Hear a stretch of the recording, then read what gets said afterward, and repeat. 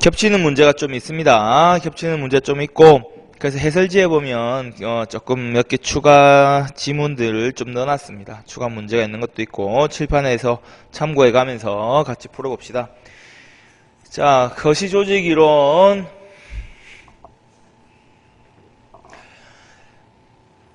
뭐 물어볼만 합니다. 그래서 지금 단답형으로 요거는 문제 좀 복잡하게, 뭐 복잡할 것도 없죠. 그림만 넣어놓은 건데 시험에 충분히 뭐 나올만 할 것 같아서 앞에 한 두세 개 문제가 있습니다. 반디벤이라는 학자의 분류하고 스캇의 분류하고 두 종류가 있다 그랬죠, 그죠? 반디반은 환경에 대한 관점이 결정론이냐 임의론이냐, 분석 단위가 개별 조직 차원이냐 조직군 차원이냐에 따라서 이렇게 네 가지 관점에서 바라보고 있습니다. 그래서 이런 관점 이름 몰라도 됩니다. 관점 이름까지 몰라도 되고 저 안에 들어간 내용을 알면 됩니다. 자, 기억. 조직군 차원의 분석이면서 환경 결정론은 조직군 생태학 이론. 그래서 보통 생태학, 생태론 이렇게 들어가면 생태계 내의 개체를 바라보듯이, 그죠? 환경 결정론적인 관점에서 있습니다.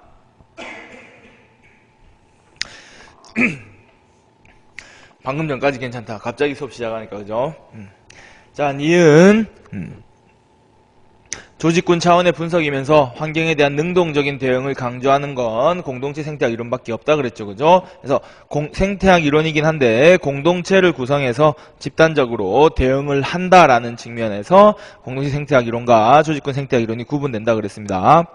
개별 조직 차원의 연구면서 환경 결정론적인 입장에 서 있는 것은 구조적 상황 이론이다, 그죠? 구조적 상황 이론. 그래서 구조적 상황 이론은 다른 말로 상황 적응 이론, 상황 적합 이론 이렇게 이름을 붙였다. 그래서 뭐라 그랬죠? 언제나 보편 타당한 가장 언제나 어떤 상황에서나 적용될 수 있는 일반적인 조직 구조는 없고 현재 주어진 구조에 맞게 혹은 현재 주어진 상황에 맞게, 그래서 상황 적합 이론, 구조적 상황 이론 이렇게 얘기를 하는 겁니다. 그죠? 그래서 주어진 상황에 맞게 그때그때 필요한 조직 구조 형태를 갖춰야 된다. 이렇게 환경 결정론 관점입니다. 전략적 선택 관점은 전략적 선택 이론이랑 자원 의존 이론입니다. 자원 의존 이론은 뒤에 또 우리가 볼 텐데 제가 이제 여기 D급 부분에 자원 의존 이론을 넣은 이유는 이 의존이란 단어 때문에 환경 결정론처럼 생각될 수 있는 거야, 그죠? 그래서 그렇게 생각하지 말라는 의미인 겁니다. 자원 의존 이론 설명할 때 우리 기본 이론 시간에 제가 애플 얘기했죠, 그죠? 애플과 삼성의 특허 소송 얘기를 하면서 애플이 삼성에 대해서 이렇게 하면 휴대폰 액정 화면이 커지는 기능하고 홈 버튼이 가운데에 있는 기능을 가지고 9,900억짜리 손해배상 판결을 지금 받게 된 거잖아, 그죠? 그때 그런 삼성을 상대로 소송을 하기 전에 먼저 애플에 들어가는 부품을 삼성의 부품 조달받지 않고도 가능하도록 대만 업체랑 계약을 다 맺은 거죠. 그래서 자원의존 이론이 하고 싶은 얘기 뭐죠? 모든 조직은 생산에 필요한 모든 자원을 다 갖출 수가 없다. 다 갖출 수 없으니까 외부에 필요한 자원을 의존할 수밖에 없다. 그죠? 근데 외부에 대한 의존성이 높을수록 그 기업의 자율성이 높겠습니까? 아니면 의존성이 낮을수록 자율성이 높겠습니까? 의존성이 낮아야 자율적인 판단이 많이 가능하겠죠. 그죠? 그래서 애플도 삼성에 대한 의존도를 낮췄을 때 자율적 판단으로 어떻게 소송도 제기할 수 있는 거죠. 그래서 전략적 선택 관점에 해당하는 거죠. 자원을 확보하고 있을수록 내가 능동적으로 행위할 수 있는 가능성이 높아지는 겁니다. 그래서 전략적 선택 관점에 해당하는데 임의론에 해당하는데 의존이란 단어 때문에 결정론인 것처럼 오해하지 마라. 자원 의존이라고 해서 뭔가 환경의 결정론적인 관점에 있는 것처럼 오해하지 말라는 측면에서 3번에다 저 내용을 넣었던 겁니다. 자, 이렇게 표는 볼 수 있습니다. 조금 특이한 거는 자, 일단 뭐 추가 문제를 한번 넣어놔 봤는데 일단 2번부터 한번 보자. 자, 조직을 상호 의존적인 조직군들의 한 구성원으로 파악한다 해서 조직군이 분석 대상이다. 환경에 수동적, 능동적으로 대처한다. 그럼 공동체 생태학 이론인 거죠, 그죠? 그래서 이번은 공동체 생태학 이론이 됩니다. 이 두 개 주로 공동체 생태학 이론과 조직군 생태학 이론을 주로 비교해서 물어보는데 환경 결정론이냐, 환경 임의론이냐에 따라서 두 개가 갈라집니다. 그래서 공동체를 구성해서 이런 호혜적 관계 형성을 통해서 환경 변화에 공동으로 대응한다. 공동체 생태학 이론이 됩니다. 자, 추가 문항 한번 봅시다. 환경 결정론적 관점이다. 그죠? 환경 결정론적 관점이다. 분석 단위를 개별 조직이 아닌 조직군 차원으로 확대했다. 이렇게 되면 우리 앞에서 봤던 조직군 생태학 이론 아니면 조직 경제학 이론이 될 텐데, 조직의 자체적인 관성으로 인해서 변하기 쉽지 않다. 이 말은 조직은 자체적인 관성으로 인해서 환경 변화에 스스로 변화해서 적응하는 게 아니라 환경에 의해 일방적으로 선택되는 거다. 그래서 저 관성이란 표현이나 환경에 의한 선택,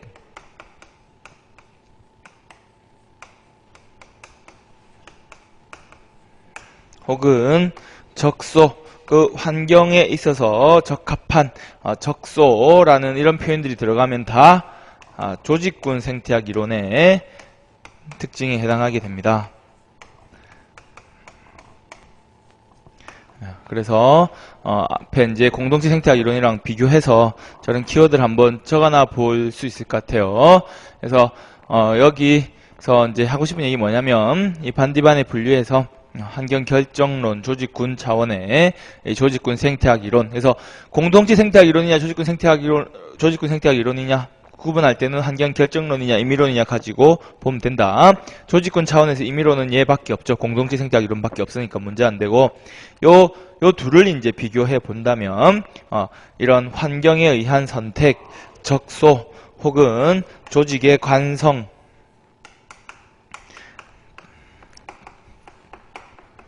이런 표현들이 들어가면 조직군 생태학 이론에 해당합니다. 그래서 이런 것들 메모해놔가지고 이런 키워드가 나오면 조직군 생태학 이론을 찾으면 될 겁니다.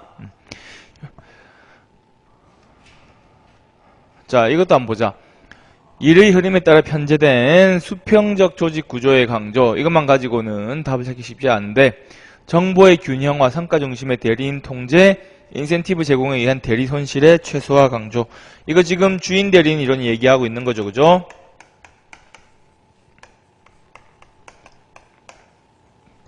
조직군 분석과 환경 결정론적 관점을 전제한다. 그래서 조직군 분석과 환경 결정론적 관점이면서 주인 대리인 이론을 제시하고 있는 건 우리 조직군 경제학 이론에 해당하는 겁니다. 조직 경제학 이론. 그래서 이 조직 경제학 이론은 주인 대리인 이론하고 우리 알고 있는 거래 비용 이론, 윌리엄슨의 거래 비용 이론, 이 두 가지를 생각하면 됩니다. 대표적인 내용이. 그래서 저 조직 경제학 관점 이렇게 보면 되는데, 이 얘기는 왜 하냐면, 이 반디반의 분류에 의하면 조직 경제학 이론을 이렇게 조직군 차원의 분석으로 환경 결정론 관점에서 분류해 놓고 있습니다. 그래서 이것도 한번 체크해 보시라고 넣어놔 봤습니다. 그래서 이렇게 추가 문제로 지금 우리 우리 수업 자료에는 공동체 생태학 이론만 문제가 나가 있는데, 조직군 생태학 이론과 조직 경제학도 이렇게 한번 체크를 비교를 한번 해보기 위해서 유사 추가 문항하고 이렇게 넣어놔 봤는데, 자, 일단 뭐 자료가 안 나간 대신에 돌아오는 모의고사에 한번 넣어서, 또 곧 보니까 또 모의고사 보는 것 같은데 2월 22일 날 이런 문제 넣어놔서 한번 여러분들이 자료로 받아볼 수 있게끔 해보겠습니다. 그래서 아까 조직군 생태학 이론 옆에는 관성, 적소, 조직의 환경에 의한 조직의 선택, 이런 내용을 적어놔서 여러분들이 이제 키워드 같이 기억할 수 있게끔 해보시기 바랍니다. 자, 다음에서 제시하는 조직 이론은 무엇인가? 개별 조직 임의론의 관점. 그러면 자원의존 이론 아니면 전략적 선택 이론인데, 모든 조직이 완전히 자족적일 수 없기 때문에 환경의 제약으로부터 더 많은 자율성과 재량권을 획득하기 위해서 외부적 의존 관계를 관리한다.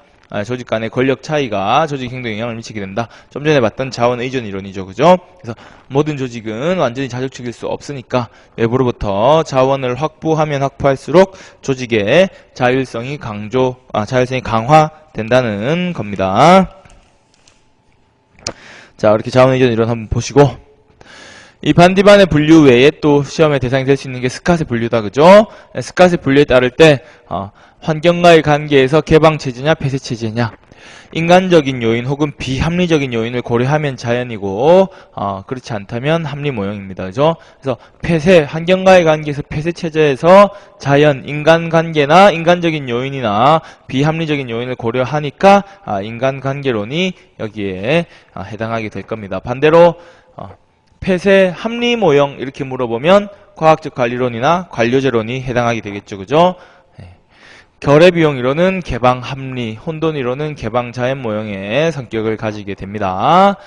자, 수업 시간에 얘기했지만 합리적이냐 아니면 내추럴 하느냐 아니면 환경과의 관계에서 개방식 체제냐 폐쇄 체제냐를 가지고 분석을 한 겁니다. 이 사람은 여기서 내추럴이라는 게 그대로 우리는 자연적 이렇게 되어 있는데 자연이란 말을 떠올리면 뭔가 초등학교 때 배웠던 뭐 산수, 자연 이런 느낌이 들잖아, 그지? 그런 자연이 아니라 어떻게 내추럴, 인간의 타고난 본성적인 거. 그래서 이성에 의한 이성적인 판단에 반대되는 거니까 자연이라고 하면 사회적 존재 혹은 비합리성을 가정한 것이라고, 비합리적 존재 이렇게 놓고 보면 될 겁니다. 그래서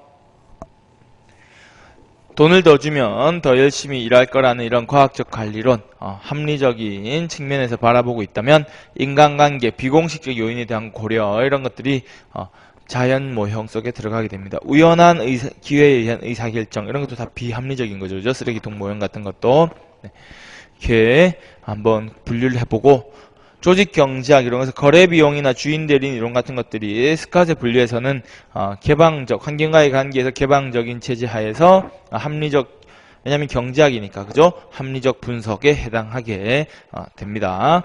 자, 이런 분류는 스캇은 이 내용만 가지고 이렇게 표를 만든 거니까 이 내용 외에 또 다른 내용은 표에 어떻게 들어갑니까? 뭐 어차피 그것까지 시험에 나오지 않을 겁니다. 왜 이 사람이 이렇게 만든 내용, 이 표 가지고 시험 내는 거니까. 그죠? 다른 것까지 다 고려하지 않았으니까 표를 눈에 한번 반복해서 보시길 바라고. 자, 5번 내용이 조금 어려울 수 있습니다. 이까지 시험에 안 나올 수도 있고 나오면 조금 어려운 주제가 될 텐데 조금 대비하는 차원에서 볼 수 있을 겁니다. 자, 킨앤로버가 제시한 조직의 효과성 측정을 위한 경쟁적 가치 접근법입니다. 자, 그래서 뭐 결론적으로 두 가지 측면에서 여러분이 볼 수 있는데, 첫 번째는 요 초점과 구조에 따라서 요 이름 4가지 정도 기억해 두는 게 필요할 것 같다. 요 안에 내용까지 뭐 몰라도 요런 이름 4개가 있다. 어떻게? 관심이 조직 구조 설계 쪽에 관심을 두느냐 아니면 조직 구성원 인간에 대한 관리에 관심을 두느냐, 융통성 있고 신축적인 대응을 중시하느냐 통제 중심의 관리를 하느냐 따라서 4가지 모형이 나옵니다. 그래서 인간에 대한 고려, 인간에 대한 유연한 고려 이렇게 되면 인간관계 모형, 인간관계 중시, 인간적인 부분에 대한 고려 이대에 내부 통제 중심, 관리 중심이라면 내부 과정 모형. 그래서 내부의 조직 구조 설계, 업무 과정 설계 이런 것, 그러니까 업무 과정에 대한 통제 이런 것들이 들어갈 겁니다. 개인의 활동에 대한 통제. 외부에 대한 유연한 체제는 환경 변화에 대한 신속한 대응이 가능한 이런 개방 체제 모형, 환경에 대한 고려를 중시하는 외부.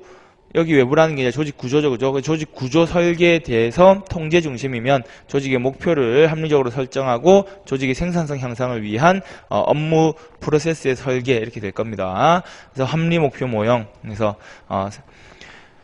합리 목표 모형, 개방 체제 모형, 인간관계 모형, 내부 과정 모형. 그래서 조직 구조 설계이면서 유연한 대응을 중시하느냐, 조직 구조 설계이면서 내부 관리 통제 중심이냐, 인간에 대한 고려이면서 유연한 관리를 중심으로 하느냐, 인간에 대한 고려이면서 업무 과정에 대한 통제이냐, 이걸 따라 가지고 이렇게 4가지 측면으로 모형을 분류한 다음에 조직의 성장 단계에 따라서 어떤 모형이 더 적합하냐 이런 얘기로까지 진행을 했습니다. 그래서 여기까지 우리가 알아둬야 되는데, 요 과정 얘기할 땐 이렇게 얘기했죠. 처음에 내가 떡볶이집을 차린다, 그죠? 떡볶이집을 차려서 창업 단계에서는 일단 이 떡볶이집을 차리는 게 맞는지 파리바게트를 차리는 게, 빵집을 차리는 게 맞는지, 편의점을 차리는 게 맞는지, 이 동네의 상권을 분석하고, 그죠? 바람직한, 이 동네에서 가장 장사가 잘 될 건 뭔가를 고려해야 됩니다. 즉, 개방체제 관점에서 이 동네에서 무슨 가게를 차리는 게 좋을지, 외부적인 부분에 대한 고려, 신축적인 고려가 필요할 겁니다. 일단 내가 그렇게 고민하다 떡볶이집을 차렸다. 떡볶이집을 차리면 일단 내가 이 떡볶이집이 하루에 얼마나 팔릴지도 모르고, 하루에 떡을 몇 개나 사놔야 될지도 모르고, 무슨 요일에 주로 팔리는지, 몇 시에 주로 팔리는지 이런 건 모르다 보니까 내가 알바를 막 고용할 수도 없고, 업무를 어떤 식으로 할지, 하루에 얼마 팔아서 한 달에 얼마 팔 수 있겠다 이런 계획을 세우기도 쉽지 않죠. 그죠? 이때는 집단 공동체 단계에서 주로 인간관계 모형에 입각해서 뭡니까? 가족들이 와서 도와주는 거죠. 엄마가 와서 도와주고 동생이 와서 도와줍니다. 그래서 비공식적 의사전달 과정을 중시합니다. 그래서 일단 가게를 차렸으니까 내부적인 측면에 관심이 가되 우리 내부 조직 내부의 인간적인 부분에 대해서 좀 유연하고 신축적인 대응을 중요시합니다. 자, 내부적인 측면에 관심을 두되 유연한 대응이 가능하게 인간관계 모형에 입각해 있는 거죠. 이렇게 해서 조직이 공식화되는 단계, 어느 정도 장사하다 보니까 이제 얼마 정도 매출이 발생하고 어떻게 일을 해야 되겠다는 게 다 절차가 일을 해보니까 다 잡히는 거야. 가늠이 되는 거죠. 한 달에 얼마 벌 수 있고, 주로 무슨 요일에 많이 팔리고, 월요일에는 손님이 없고, 주말에 손님이 많고, 점심시간에 손님이 많고, 점심시간에 사람 몰아닥치고 나면 그 다음에는 사람이 없으니 그때 다시 저녁에 팔 떡볶이를 만들면 되고, 요런 게 이제 다 가늠이 되면, 그러면 아르바이트를 몇 명 고용하고, 주로 손님이 많은 시기에는 서빙을 하고, 손님이 없을 시기에는 너는 그러면 다시 떡볶이 국물을 만들어라. 이런 식으로 업무 과정 설계 가능하겠죠? 내부 과정 모형 또는 그런 과정을 통해서 한 달에 얼마 팔고, 회사에 임대료 얼마 내고 월세 얼마 내고 이렇게 다 하고 나면 얼마의 수익이 남겠다, 이런 것들에 대해서, 그러면 우리가 여기서 좀 더 수익을 창출하기 위해서 그러면 떡볶이에서 튀김도 팔자, 이런 식으로 목표 설정이 가능할 겁니다. 그래서 공식화 단계에서 내부 과정 모형과 합리 목표 모형이 적용된다. 이 과정을 지나서 이제 구조의 정교화 단계로 넘어서면 이 사업이 이제 안정되고 안정된 상태에서 내가 다음 사업을 찾으러 가는 거죠. 새로운 뭔가 내 사업을 위해서 이제 떡볶이집은 안정이 됐고 옆에 부산 오뎅집을 하나 더 차릴 건가, 이런 상황이 되면 다시 거기서 그 동네에서 부산 오뎅집을 차리는 게 장사가 잘 될 건지 안 될 건지, 시너지 효과는 날 건지 안 날 건지, 동네에 오뎅집은 몇 개나 있는지, 오뎅 수급은 쉬운지 다시 개방체제 모형 관점에서 다시 검토가 이루어질 겁니다. 그래서 창업 단계와 구조의 정교화 단계 모두 개방체제 모형에서 우리 조직에 대한 관심인 거죠. 인간이 아닌 조직에 대한 관심이면서 환경을 고려한 유연한 대응을 강조하는 거고, 초기의 집단 공동체 단계에서는 인간관계 모형, 아직 이렇게 알바를 고용하고 할 게 아닌 거야. 그러니까 가족들한테 이런 거 의존한다. 공식화 단계 가면 내부 가정 모형과 합리 목표 모형이 적용되는 겁니다.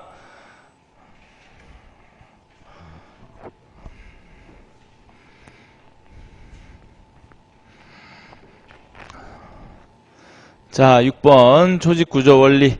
조직구조 원리는 우리 원리접근법에 의하면 많은 원리가 있지만 우리는 크게 두 가지, 전문화의 원리와 증제의 원리에서 내용을 시작하는 겁니다. 그죠? 네. 그래서 한 번 더 우리가 짚어보면 전문화의 원리는 우리 수차례 얘기했지만, 그죠? 자, 조직에서 차체를 찍어내고 타이어를 설치하고 백미러를 넣고 차 시트를 올리고 엔진을 올리고, 이렇게 수평적인 측면에서 업무 단위별로 최소 업무 단위를 이렇게 쪼개 놓는 거다. 그죠? 그래서 이런 수평적 분업이다.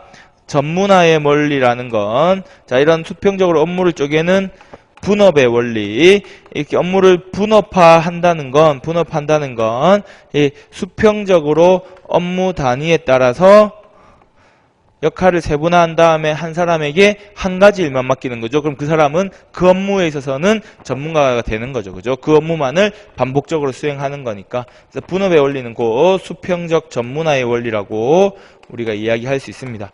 이렇게 쪼개놓고 나면 여기 상사가 다 통제할 수 있으면 좋은데 통제가 쉽지 않다. 그죠? 제대로 통제가 안 되면 있는 애들이 통제가 안 되면 업무 시간에 일은 안 하고 계속 모바일 고돌이만 치고 있고, 그죠? 모바일 게임만 하고, 업무 시간에, 점심시간에 소주 한잔 하고, 막 길 제대로 안 할 겁니다. 그래서 비슷한 기능을 수행하는 업무 단위별로 이렇게 묶어서, 관리 조직, 그래서 수직적으로 이렇게 관리 단위가 생기는데, 요거 옆에서 보면, 요렇게 하나씩 생겼던 것처럼, 옆에서 보면, 요렇게 하나씩, 업무 단위가 하나씩 생기는 거죠. 그죠? 이렇게 이제 수직적 분업의 원리, 곧, 계층제의 원리인 거죠. 이렇게, 감시 감독 단계가 생기면서 수직적으로 점점 계층을 이루어서, 그죠? 수직적으로 계단처럼 수직적으로 계층을 이루어서 올라갑니다. 수직적 분업의 원리, 계층제의 원리가 될 겁니다.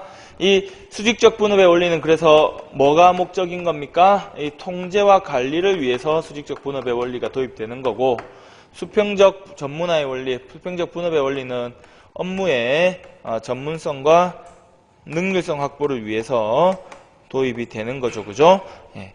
이렇게 해서 전문성과 능력성 확보가 좋긴 한데, 이렇게 쪼개놓고 이 세부적인 단위에 대해서만 업무를 시키면 처음에는 모르겠으나 이 단순 업무가 한 달, 두 달, 1년, 2년 반복될수록 업무에 대한 정체성이 혼란이 생기는 거죠. 그죠? 나는 자동차 만들러 왔는데 맨날 백미러만 끼우고 있다. 일이 재미가 없어진다. 그죠? 뭔가 차를 한 대 만들고 뭔가 성취감을 얻고 이런 게 필요한데, 아침부터 와가지고 기계 부속품처럼 스스로 내가 마치 전동 드릴인 것처럼 맨날 백미러 끼우고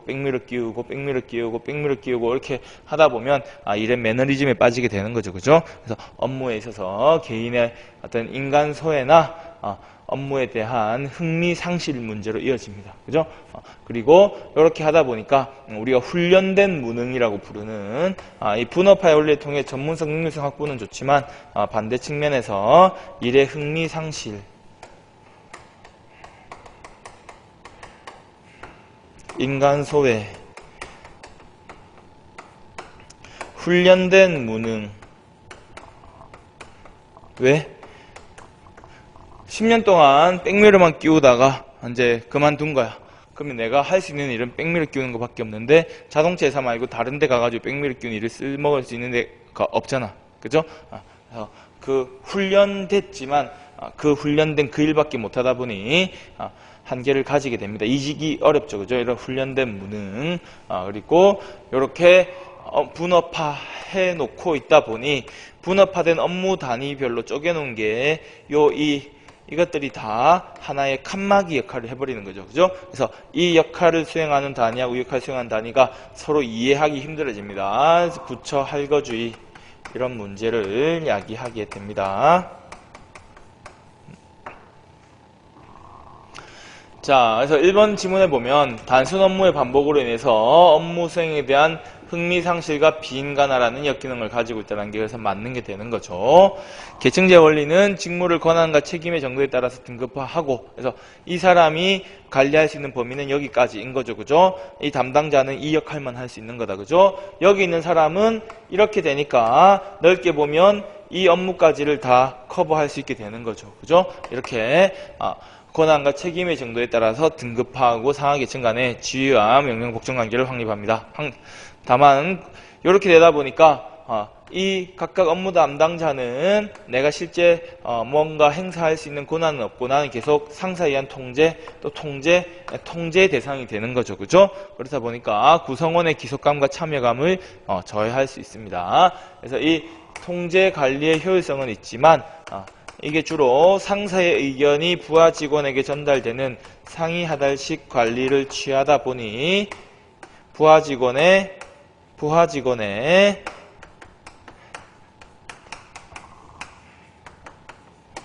귀속감이나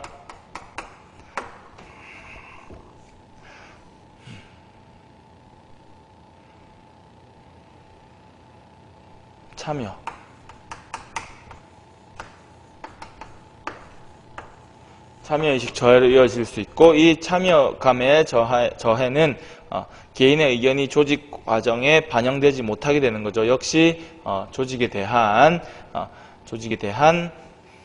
귀속감의 상실 이어질 수 있습니다. 그래서 조직원의 귀속감이나 참여의식 저해 문제가 있는데 여기서 우리 한 가지 조금 기출 문제 나왔던 건데 이렇게 말을 조금 해온 것 중에 하나가 부처 할거주의 있죠. 부처 할거주의. 기본적으로 자 부처 할거주의는 이 분업의 원리로부터 발생한다고 보는 겁니다. 자 부처 할거주의는 일반적으로 우리가 시험에서 이 수평적 분업의 원리, 전문화의 원리에 따라 전문화의 원리에 의해 발생하는 걸로 보는데 자 이렇게 분업하다 보니 요것들이 다 칸막이 역할을 하면서 서로의 입장을 이해하지 못하는 부차할거주의가 된다. 근데 아까 제가 수직적 분업도 옆에서 누워서 보면 어떻게 요렇게 업무 단위가 생기는 거죠. 그죠? 그래서 우리 기출 지문에 보면 이런 계층제 원리도 부차할거주의의 원인이 될 수 있다. 그러니까 계층제 원리도 부차할거주의를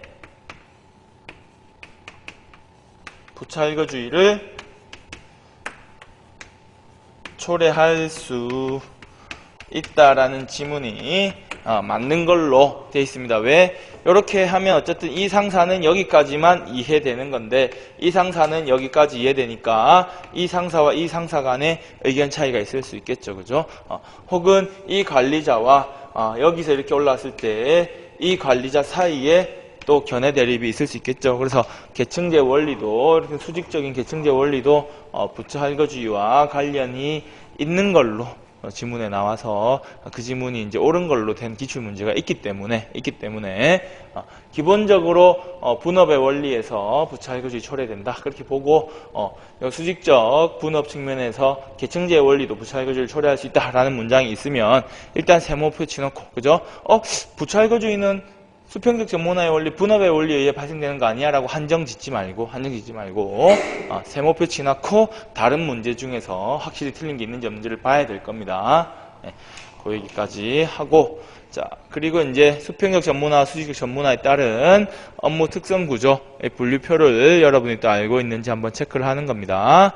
그래서 밑에 있듯이 수평적 전문화와 수직적 전문화가 다 높다는 건 수평적으로도 업무를 쪼개놓고 수직적 전문화 관리 통제 대상이 되는 거죠. 관리 구조가 통제 구조가 복잡한 겁니다. 그래서 비숙련 단순 직무일수록 단순하게 맡아서 수행할 수 있도록 업무를 전문화 해놓고 관리를 중시하는 거죠.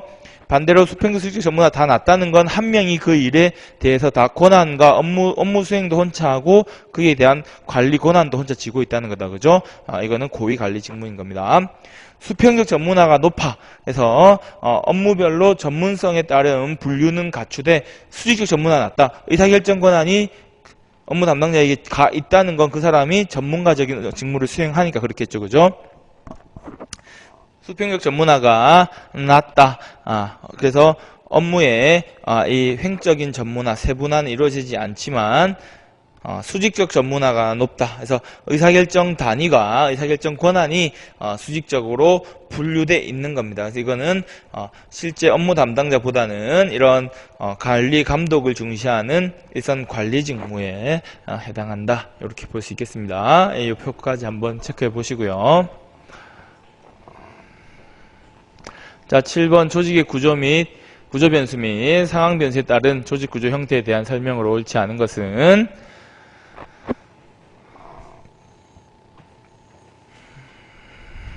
자, 조직이 동원하는 자원 규모가 팽창하거나 위기 상황에 신속한 대처가 필요한 경우 집권화된다.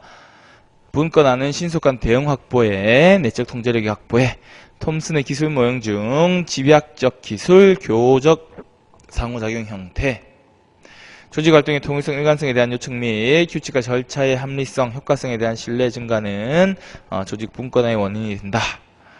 자,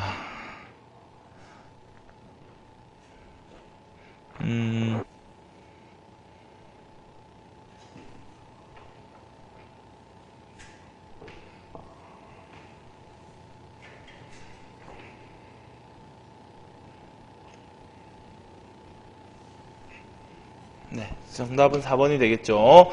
자, 일단 1번 문제부터 보면 여기서 1번 질문에서 제가 여러분한테 체크하고 싶은 거는 자원 규모가 팽창하거나 조직이 동원하는 조직이 사용하는 예산 규모가 커지는 경우에 집권화됩니다. 왜? 그만큼 쓰는 돈이 많아질수록 그만큼 오너의 CEO의 관심이 커지겠죠. 그죠? 그래서 일정이 집권화됩니다. 자, 위기 상황에 대한 신속한 대처하고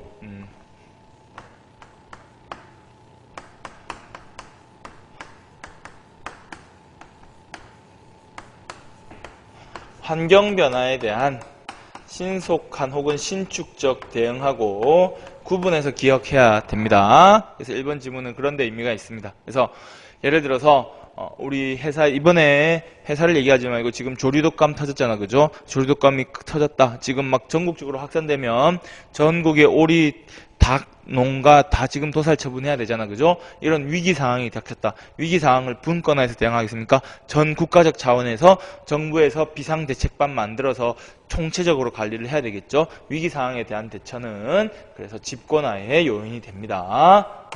위기 상황이 아닌 일반적인 환경 변화에 대한 신축적 대응은 계층제적 구조보다 개별 업무 단위에서 대응을 하는 겁니다. 그래서 그냥 신속한 대응, 신축적 대응 이것만 보고 답을 찾는 게 아니라 집권화, 분권화 요인일 때는 일상적인 이런 환경 변화에 대한 신축적 대응인 거냐 아니면 위기 상황을 극복하기 위한 거냐라고 여러분이 저거를 구분해야 되는 거죠. 그죠? 그래서 위기 상황에 대한 대응, 그래서 조류독감 문제를 빨리 해결해야 된다. 이런 것들은 집권화 요인이 되는 거고, 일상적인 환경 변화에 대한 신축적 대응은 환경 변화가 마치 갑자기 어느 날 어느 순간 이렇게 조류독감 터지듯이 빵 하고 터지는 게 아닌 거잖아. 계속 환경 변화는 지금도 조금씩 이루어지고 있는 거죠. 그죠? 그 과정을 캐치해서 빠른 대응을 하려면 개별 업무 단위에서 내용을 확인하고 대응할 수 있는 정책을 가져올 수 있게끔 권한이 부여되어 있어야 되겠죠. 그죠? 그래서 이 환경 변화에 대한 신축 대응과 위기 상황에 대한 대응을 여러분이 구분해야 됩니다.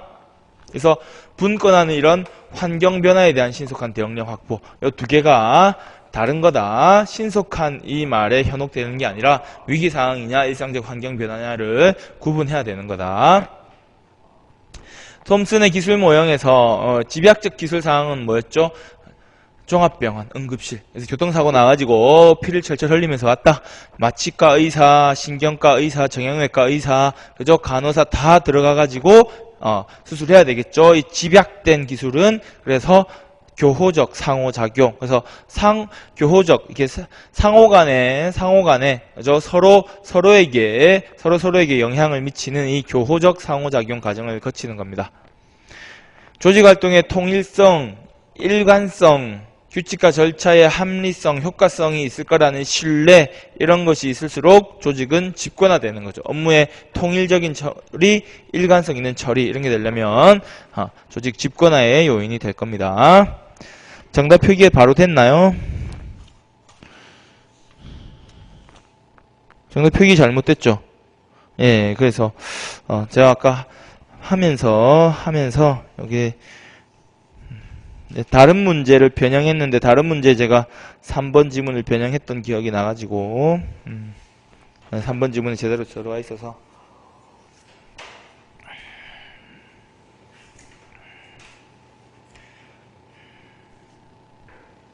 자 7번에 그래서 4번입니다. 4번 정답 표기가 잘못되어 있습니다. 요게 이제 제 수업의 매력인 거죠. 그죠? 이게 프린트만 받아가지고는 결코 이게 도움이 되지 않습니다. 들을 체크를 하셔야 됩니다.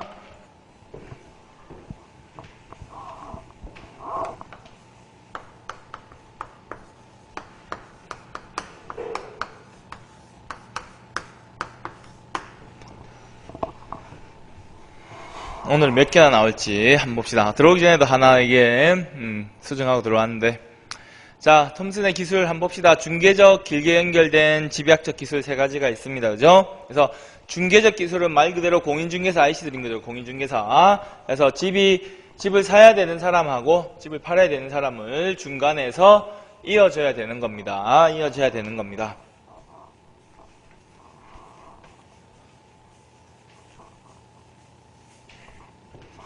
어떻게?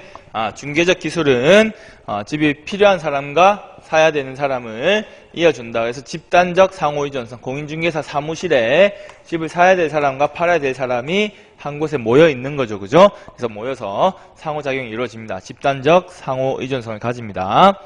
길게 연결된 기술은 이 컨베이어 벨트. 그래서 앞에서 차체를 다 찍어내야 다음에 시트를 올릴 수가 있고, 시트가 올라가야 페인트를 칠할 수 있고, 이렇게 하나가 업무 끝나면 다음 단계로 그래서 길게 연결된 기술입니다. 그래서 순차적 상호 의존성을 가지는 거죠. 앞에서 일이 끝나야 다음 단계에서 일을 할 수 있는 거잖아. 그죠? 그러니까 순차적 상호 의존성을 가집니다. 집약적 기술은 대학, 병원, 응급실에서 수술을 하는데 마취과 의사도 서 있고, 신경외과 의사도 서 있고, 정형외과 의사도 서 있고, 또 뭐 흉부외과 의사도 서 있고, 이렇게 모여서 같이 수술을 진행하는 상황입니다. 그래서 이런 경우에는 교호적 상호 의존성이라고 하는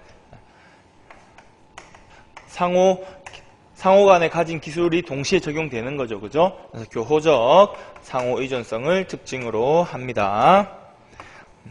그 다음 내용들은 읽어보시면 될 겁니다. 그래서 뭐 비정형적인 업무, 서로 다 전문성을 갖추고 있으니까 갈등이 많아서 조정이 쉽지 않다. 일기행정 기술은 일간 작업 체제, 순차적인 상호 의존성. 중개적 기술, 부동산의 직업 소개소, 단위 작업 간 관련성은 약하다. 뭐 이런 내용들. 표준화를 통한 조정 이렇게 돼 있는데 이거 뭐죠? 공인중개사 가면 뭐죠? 아파트 값이 얼마 이하면 부동산, 우리 소위 복비라고 얘기하는 부동산 중개 수수료 얼마, 아파트 실거래가가 얼마면 부동산 거래료 수수료를 얼마, 이런 식으로 다 정해져 있죠. 얼마 이하일 경우에는 수수료 몇 프로, 얼마일 경우에는 수수료 몇 프로 다 정해져 있습니다. 그래서 이제 표준화를 통한 조정이 이루어지는 거죠. 중개적 기술은 이렇게 보시면 될 것 같고,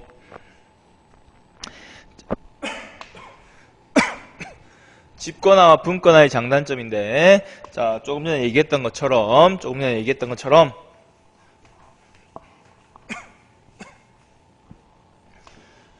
위기상황에 대한 신속한 대처는 조리독감, 집권화해서 전 정부적인 역량을 동원해서 위기를 타게 해야 될 겁니다. 그죠? 우리 앨리슨 모형 한번 생각해 볼까? 자, 앨리슨 모형 1번 뭐였죠? 자, 지난 시간에 한 거 앨리슨 모형 1번 합리 모형. 모형 2번 조직 과정 모형. 3번 무슨 모형? 기억나십니까? 네. 여기서 합리 모형 뭐였죠? 합리 모형은 쿠바 미사일 사태를 극복해서 3차 대전으로 가지 않게끔, 그래서 조직은 개개인의 이익에 의존하지 않고 국가 차원에서 가장 바람직한 선택을 할 수 있도록 조직 전체 차원에 적용되는 국가 차원에서의 이익을 고려하는 거다. 그죠? 이때 이 쿠바 미사일 위기를 극복하기 위해서 조직 차원에서 의사 통일을 이룬 거죠. 그죠? 네. 이렇게 이제 위기 상황에 대한 대처는 조직 차원에서 모든 역량을 이렇게 결집해서 문제를 해결해야 될 겁니다. 그죠? 지금 조리독감 문제도 예를 들어서 뭐 전라북도 오리 농가에서 조리독감이 생겼다. 전라북도만의 문제가 아닌 거죠. 퍼지는 순간 대한민국 전체 다 퍼지는 거니까. 농림축산 우리 식품부, 농림축산수산식품부인가요? 그래서 농림축산수산부 맞나? 좀 이따 봅시다. 근데 여기서 전국적인 차원에서 신속한 대처가 필요할 겁니다. 요거랑 헷갈리지 말자 그랬죠. 그죠? 환경 변화에 대한 신속한 대응과 헷갈리지 말자. 그래서 신속함만 보고 답 찾지 말고 위기 상황이냐 일상적인 환경 변화냐를 여러분이 체크하라고 했습니다. 자, 그다음에 뭐 딱히 이제 여러분 헷갈릴 게 없습니다. 읽어보시면 그 다음 딱히 헷갈릴 게 없을 겁니다.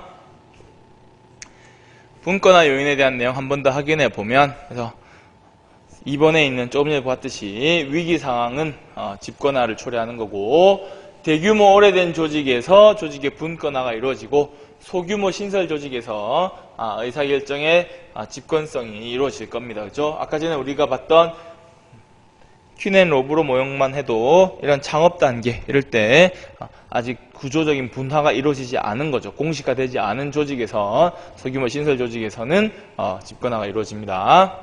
조직의 예산 규모가 커질수록 조직은 집권화를 지향합니다. 쓰는 돈이 많아질수록 우리 조직의 리더의 관심이 그만큼 집중되어 있겠죠. 집권화 요인과 분권화 요인. 자, 다만 이런 교통통신 및 정보통신기술의 발달은 지문에 등장하면 세모를 치는 게 맞는 것 같아. 그래서 교통통신 및 정보통신기술의 발달되어 있기 때문에 중앙에서 지방을 통제하기 쉽죠. 이제 중앙에서 지방까지 KTX 타고 오면 서울에서 대구까지 1시간 40분이면 오는데 와서 통제하기가 쉬운 거지. 다만 반대로 교통통신 및 정보통신기술의 발달 같은 경우에는 저런 기술을 통해 가지고 정보 공유가 이루어질 수 있는 거죠. 그죠? 그래서 정보통신기술의 발달을 통해서